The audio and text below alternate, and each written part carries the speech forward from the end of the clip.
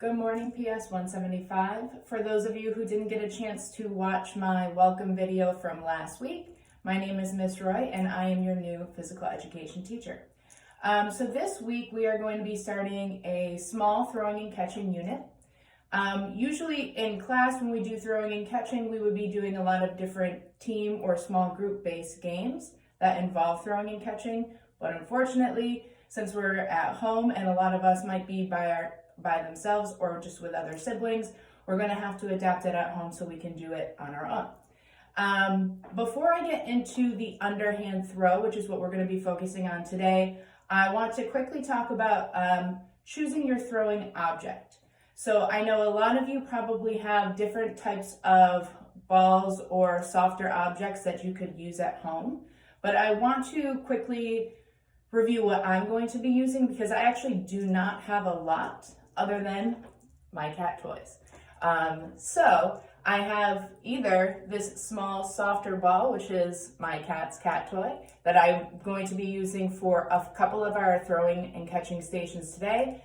If you don't have anything like this at home, you can always ball up some socks and you can use that as well. So again, trying to make this ball shaped would be very helpful for the activities that we're going to be doing today. If all else fails, roll up some socks, but we want to make sure that whatever you are using is soft enough that it's not going to damage any of the walls that you have at home, any of the materials you might be using at home to use as targets.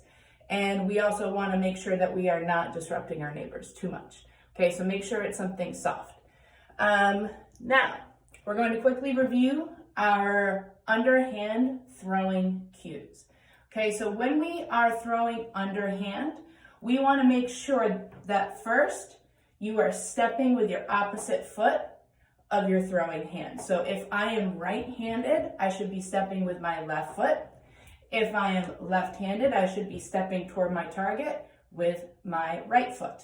Okay, now Miss Roy is right-handed, so I'm going to be stepping with my left foot first. So step with your opposite foot. Then we're going to bring our arm straight back, just like a pendulum.